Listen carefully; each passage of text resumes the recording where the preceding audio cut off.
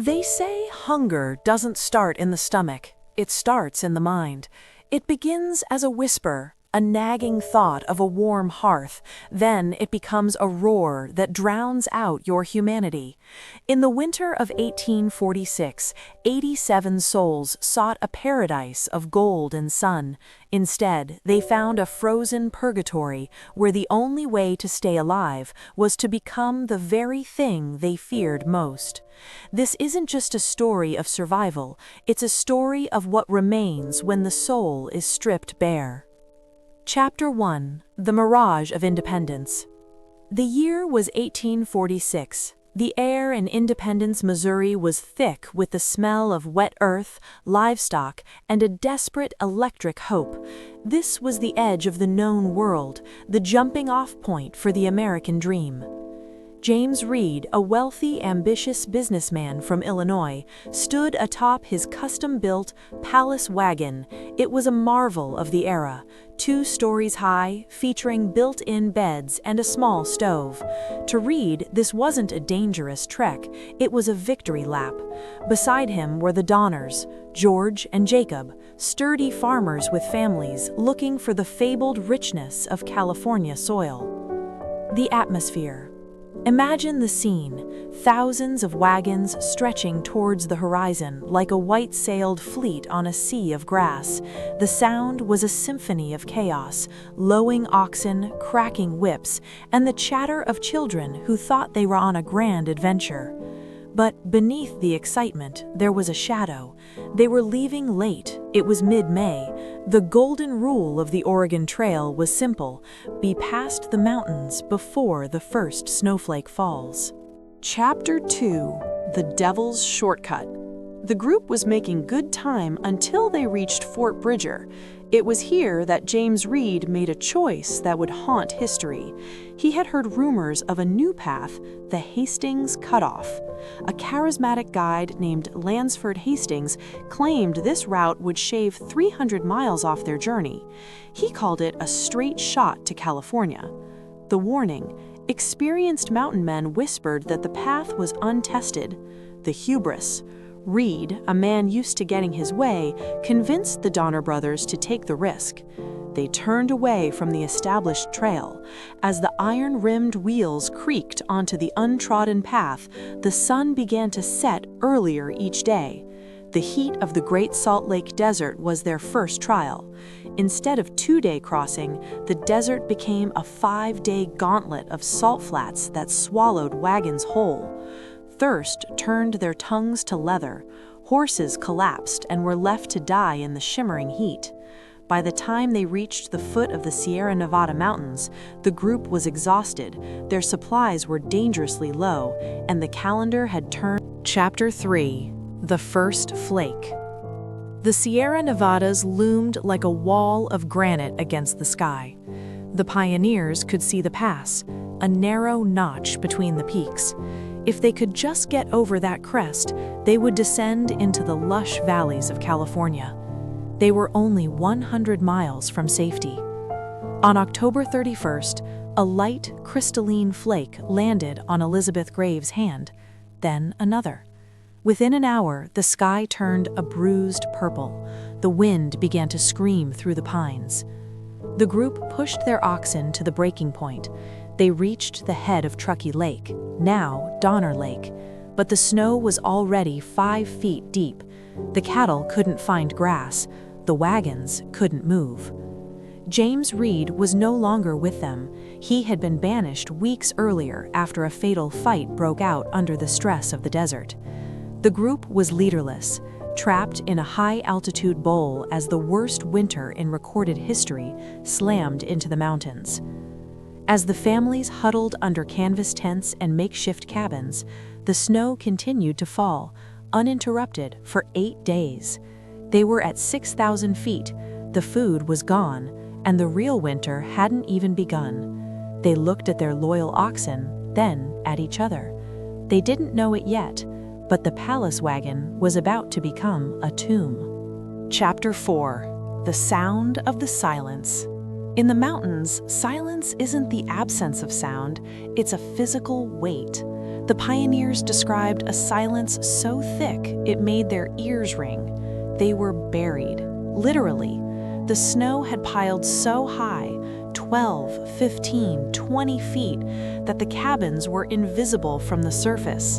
To get out, they had to climb up snow chimneys just to see the sun. Inside, the environment was a nightmare of dampness and darkness. The smell, a mixture of unwashed bodies, wet wool, and the metallic tang of wood smoke that had nowhere to go. The sight.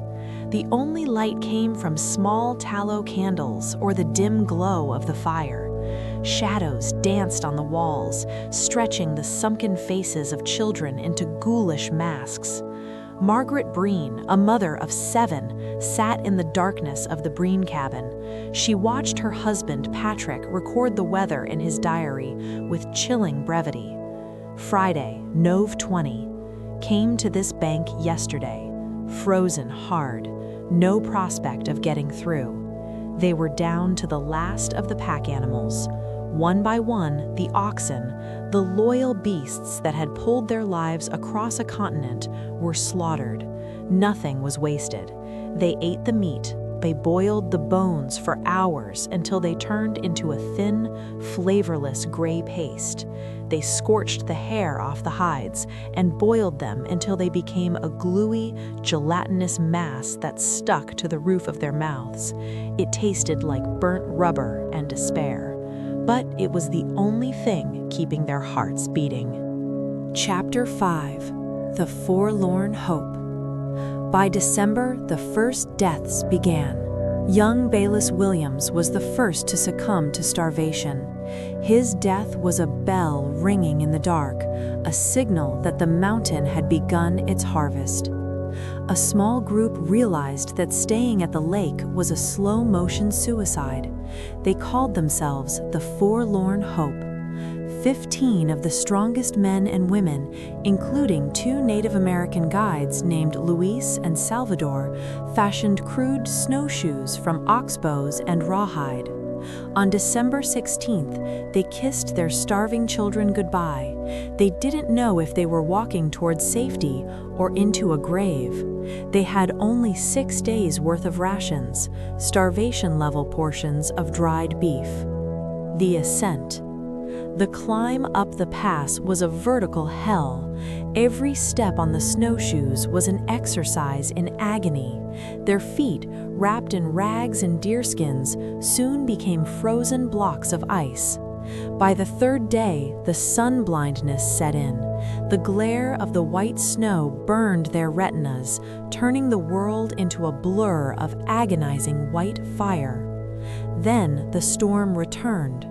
A blizzard caught them on the ridge. They had no shelter. They huddled together under a single blanket, the wind howling at 80 miles per hour. One of the men, Antonio, began to deliriously dream of a feast. He died in the snow, his eyes open to the gray sky. Then went Franklin Graves, then Patrick Dolan. Chapter 6: The Threshold of the Forbidden. This is where the history of the Donner Party turns from a tragedy into a haunting. The survivors of the Forlorn Hope lay in a human circle in a pit dug into the snow. They were dying. The fire they had managed to keep lit on top of some logs hissed and went out as the logs sank into the melting snow beneath them. In the pitch black of the blizzard, a suggestion was whispered. It wasn't spoken by a monster, but by a father, a mother, a brother. One must die so that the rest may live. They first suggested drawing lots, but no one could bring themselves to kill a living soul. They waited. Nature made the choice for them. When Patrick Dolan breathed his last, the hunger, that roar in the mind, broke the final barrier of civilization. They wept as they did it. They averted their eyes. They labeled the pieces of meat so that no one would have to eat their own kin. This was not a feast of ghouls. It was a communal, agonizing ritual of survival. The psychological toll. Imagine the transition. These were people who 6 months ago were sipping tea in Missouri and discussing the Bible. Now they were crouched in a hole in the snow, 3 miles above the world, consuming the only protein available to them. Only 2 people refused to partake: Luis and Salvador, the Native American guides. They looked on in a horror that transcended language. They saw the white Wendigo manifesting before their eyes. Chapter 7: The Hunt. The forlorn hope moved on, fueled by the flesh of their friends. But the meat didn't last. Soon they were starving again. The 2 guides, Luis and Salvador, fearing they would be the next rations because they were outsiders, slipped away into the woods.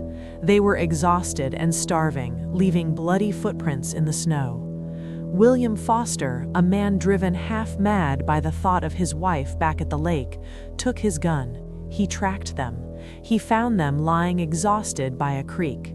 What happened next is a stain on the story of the West. Foster, claiming it was for the survival of the others, executed the 2 men who had been sent to help them. This was the only time during the entire tragedy that anyone was killed specifically for food. While the forlorn hope crawled toward the Sacramento Valley, back at the lake, the situation had turned even darker. The snow was now 25 feet deep. Above the cabins, only the chimneys were visible, belching thin wisps of smoke. Inside the Murphy cabin, a young boy looked at his mother and asked, "Is the sun ever coming back?" But the sun wasn't the problem. The problem was that the hides were gone. There was nothing left to boil. And as the families looked at the frozen mounds of snow where they had buried their dead just weeks before, the same thought that had saved the forlorn hope began to take root in the cabins of Truckee Lake. Chapter 8: The Subterranean World. By late January 1847, the camps at Truckee Lake and Alder Creek were no longer human settlements. They were burrows. The snow had reached depths of nearly 25 feet. To the outside world, the Donner Party had simply vanished. There was no smoke, no movement, only a vast, undulating sea of white. Inside the Breen cabin, the air was a thick, stagnant fog of carbon monoxide and the scent of rotting leather. Margaret Breen sat in a corner, her eyes sunken into deep black hollows. She was the anchor. While other parents were losing their minds, screaming at the walls or slipping into catatonic trances, Margaret began a ritual. Every day she would share a tiny thumb-sized piece of sugar she had hidden in her bodice, placing a grain on the tongues of her youngest children. It wasn't enough for calories, it was a reason to wake up. The detail of decay. The children were no longer children. Their skin had turned translucent, waxy yellow. Their joints were swollen, their hair brittle. They spent 20 hours a day in their bunks to conserve heat. When they spoke, it was in whispers, as if the mountain might hear them and decide to send another storm. Chapter 9: The Messenger of Mercy. Down in the warmth of the California valleys, James Reed, the man who had been banished months earlier, was frantic. He had tried to cross the mountains twice to save his family, but each time the snow had beaten him back. He had seen his horses disappear into drifts over their heads. But Reed was a man of indomitable will. He raised money in San Francisco and San Jose, appealing to the locals' humanity. He gathered a group of ruggedized men, sailors, trappers, and mountain men who were willing to risk their lives for the promise of high wages. They were the first relief. On February 5th, 7 men began the climb. They carried only what they could fit on their backs: flour, jerky, and salt. Every pound of food they carried for the survivors was a pound they couldn't carry for themselves. They were walking a tightrope of calories. Chapter 10: The Arrival. February 19th, 1847. The sun was setting behind the peaks, casting long, bruised purple shadows across Truckee Lake. The rescuers climbed over the final ridge. They looked down at the lake and saw nothing. No wagons, no cabins, only a flat, white expanse. "They're all dead," one of the rescuers whispered, his voice cracking. Then, a movement. A woman, Mrs. Murphy, crawled out of a hole in the snow. She looked like a specter. Her clothes were rags, her face was blackened by soot, and her eyes were wild with a light that wasn't quite human. She stared at the men in their thick coats and heavy boots. She didn't cheer. She didn't cry. She simply asked a question that has since become legendary in the annals of Western history. "Are you men from California, or do you come from heaven?" Chapter 11. The Selection of the Saved. The rescuers were horrified by what they found inside the holes. The Palace Wagon family, the Reeds, were still alive, but barely. Virginia Reed, just 13 years old, was a skeleton with skin. But the rescuers faced a brutal reality. They only had 7 men. They couldn't carry everyone. They had enough food to get perhaps 20 people back across the mountains. The drama of the choice. This was the most agonizing moment of the tragedy. Mothers had to choose. Tamsin Donner, the matriarch of the Donner family, looked at her 3 young daughters. Her husband, George, was dying of a gangrenous wound in his arm. She could leave him and save herself, or stay and watch him die. She chose to stay. She kissed her daughters, Eliza, Georgia, and Frances, and handed them to the rescuers. "Go," she whispered. "I will see you in the valley." She knew it was a lie. 21 survivors, mostly children, began the trek out. But the mountain wasn't finished. As they climbed toward the pass, another black blizzard slammed into them. Chapter 12. The Starve Camp. The First Relief and the survivors were caught in a storm so violent that the rescuers themselves began to die. They were forced to leave a group of the weakest survivors, mostly children and the elderly, in a hollow in the snow with a single fire. This became known as Starve Camp. For 5 days, they were buried again. When the storm finally broke, the scene was a vision of Dante's Inferno. The fire had melted a deep pit into the snow, and at the bottom lay the living and the dead, entangled together for warmth. When the next rescue party, the Second Relief, led by James Reed himself, finally reached them, they saw something that made even the hardened mountain men weep. The children at Starve Camp had survived, but they had survived by consuming the only thing they had left, their own family members who had died during the blizzard. The cliffhanger. James Reed finally found his wife and children among the survivors of the First Relief, but the celebration was short-lived. He learned that the Donner brothers and many others were still trapped at the camps. But as the Second Relief headed back down with more survivors, they passed a man coming the other way, a lone figure named Louis Kesberg. Kesberg would become the most infamous name in the entire tragedy.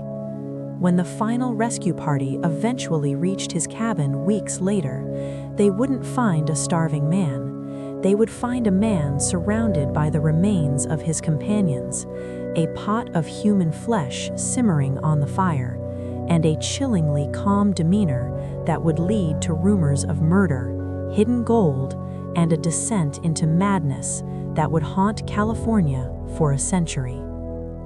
Chapter 13. The Last Stand at Alder Creek. The Fourth Relief, the final group of rescuers, was not really a rescue party.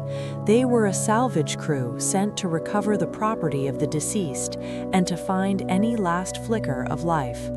Among them was Fallon, a rugged frontiersman who had seen the worst of the wilderness, but nothing could prepare him for the Donner tents at Alder Creek. The tents were shredded by wind and weight. George Donner, the leader of the expedition, was found in his bed, his body laid out with a strange, tragic dignity. His wife, Tamsin, the woman who had refused to leave his side, was gone. Her body was nowhere to be found. The rescuers moved toward the lake cabins. The stench hit them long before they saw the structures. It was the smell of a tomb opened to the sun. Chapter 14. The Man in the Cabin. Inside the Breen cabin, they found a nightmare. Bones were scattered across the floor like kindling. But in the corner of the Murphy cabin, they found someone alive. Louis Caseberg. Caseberg was a German immigrant who had been a pariah even before the snow fell. Now he was a wraith. He sat amidst the remains of his companions, his beard matted with filth. When the rescuers entered, he didn't weep with joy. He looked at them with a cold, predatory detachment. The rescuers were horrified. They found a large pot on the fire. Inside was fresh human flesh. Caseberg claimed he had found Tamsin Donner dead and had used her remains to survive. But the rescuers didn't believe him. They noticed he seemed strangely strong compared to other survivors. They found Tamsin's silk money belt empty. They found George Donner's gold hidden beneath the floorboards. The rumors began instantly. Caseberg hadn't just waited for them to die, he had hunted them. Chapter 15. The Trial of Public Opinion. Of the 87 people who had set out on the Hastings cutoff, only 47 survived. The news of the cannibal party hit the front pages of American newspapers like a thunderclap. In a world before the internet, the story became the first national viral sensation. The victims, the children, like Virginia Reed and the Donner girls, were treated as tragic miracles. The villain, Louis Caseberg, became the most hated man in America. Caseberg eventually sued for defamation after being called a murderer and a ghoul. He won the case, but the jury awarded him only 1 cent in damages, the ultimate insult. He spent the rest of his life in California, a ghost among the living, followed by whispers whenever he walked the streets. People said he had developed a taste for it. He died in poverty, still claiming that everything he did was a desperate act of a man who refused to let the mountain win. Chapter 16. The Legacy of the Palace Wagon. The Donner Party tragedy wasn't just a failure of navigation, it was a failure of the American dream's hubris. They believed that because they were civilized, because they had palace wagons and fine china, the wilderness would bow to them. But the Sierras didn't care about their gold or their Bibles. Today, if you visit Donner Memorial Park in the summer, the lake is blue and shimmering.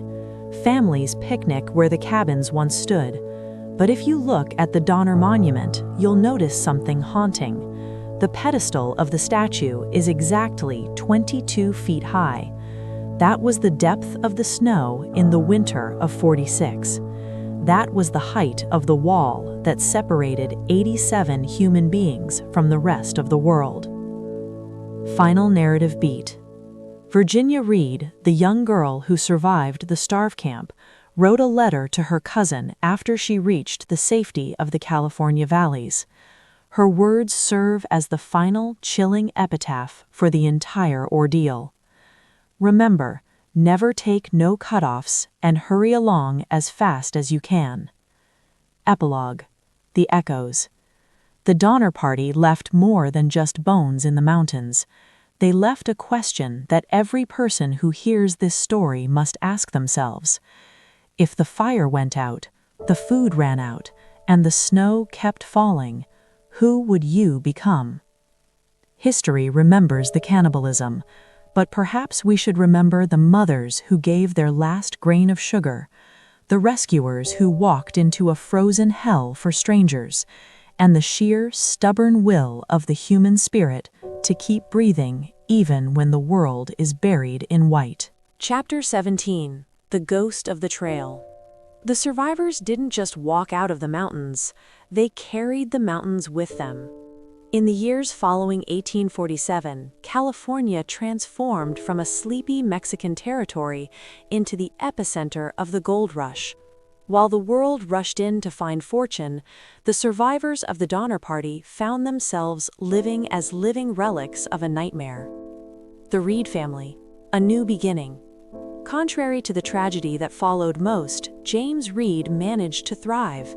He became a successful businessman and a pillar of the San Jose community. However, the shadow of the trail never truly left his daughter, Virginia.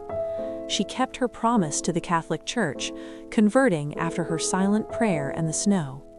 She kept the palace wagon memories alive, not as a symbol of hubris, but as a reminder of what was lost. Her famous line, "Never take no cutoffs," became the unofficial mantra for every pioneer who followed. The mark of the mountains. For others, the trial of public opinion mentioned in Chapter 15 was a life sentence. The public's obsession with the macabre details of their survival meant that a Donner Party survivor could never simply be a neighbor, they were always one of them. Survivor post-trail life. Louis Kesselberg remained the pariah of California, living in total isolation until his death. The Donner children, mostly orphaned, they were raised by various families, forever bonded by a secret only they understood. William Eddy, having lost his entire family, he remarried, but reportedly never fully recovered from the grief of the starve camp. Chapter 18: The Map Maker's Guilt. While the survivors struggled, the men who had paved the way toward the disaster faced their own reckoning. Lansford Hastings, the man whose cutoff promised a shortcut to paradise, never faced a courtroom, but history became his judge. The shortcut was eventually abandoned. Modern surveys showed that the Hastings cutoff actually added 125 miles to the journey, rather than shortening it. It was a mathematical error written in blood. The palace wagons that the emigrants brought were too heavy for the salt flats, and the time lost there was exactly the margin the winter needed to trap them. The Silent Witness, Donner Lake today. If you stand at the edge of Donner Lake today, the silence is heavy.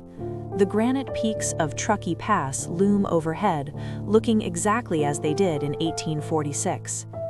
The mountains have a long memory. They do not apologize for the storm, nor do they celebrate the survivor. They simply endure. The legacy of the Donner Party serves as a grim bridge between the Old World and the American West.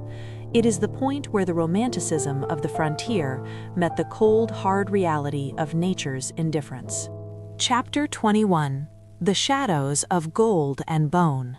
As the 1840s bled into the 1850s, the California gold rush turned the once deadly Sierra Nevada into a highway of greed and hope. Thousands of wagons passed by the ruins of the Donner shelters, but the skeletons were quickly cleared away to make room for progress. Yet, for those who lived through it, the starve camps were never truly empty. The Survivor's Covenant. Most of the survivors chose silence. They formed a silent pact to never speak of the specific horrors of the winter of '46. They integrated into the new California, becoming shopkeepers, farmers, and teachers. But history has a way of digging up what humanity tries to bury. The artifacts. Even today, archaeologists occasionally find rusted nails, broken china, or small buttons near Truckee Lake, remnants of the palace wagons that were supposed to carry them to glory. The rituals. Every year as the first snow falls on the pass, descendants of the party and historians gather to remember not the hunger, but the humanity that survived it. Chapter 22: Beyond the Taboo. We often focus on the cannibalism because it shocks us, but the true legacy of the Donner Party is the resilience of the human spirit. It is the story of mothers who starved themselves so their children could have one more day. It is the story of the rescuers who risked everything for people they didn't even know. The final epitaph. The Sierra Nevada remains indifferent. The mountains do not care about the American dream or the borders we draw on maps. They stand as a monument to the reality that in the wilderness, your status, your wealth, and your fine china mean nothing. All that matters is the strength of your character and the will to keep moving forward. The lesson: if you ever find yourself at a crossroads, looking for a shortcut that promises ease over effort, remember the 87 who stood where you stand. Remember that the longest road is often the only one that leads home. If you enjoyed this story, please make sure to subscribe to the channel, like the video, and share your thoughts in the comment section. Your feedback is truly appreciated.